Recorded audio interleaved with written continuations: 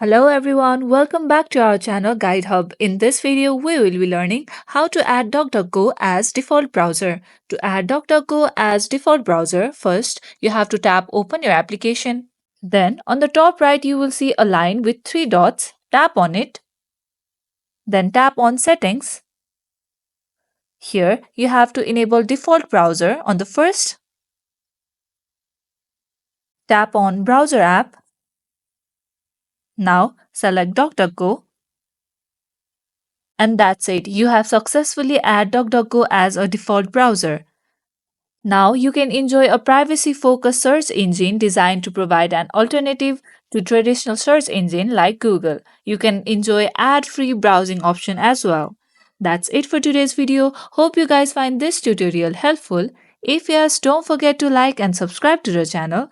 Press the bell icon so you never miss out to our videos. Goodbye till then.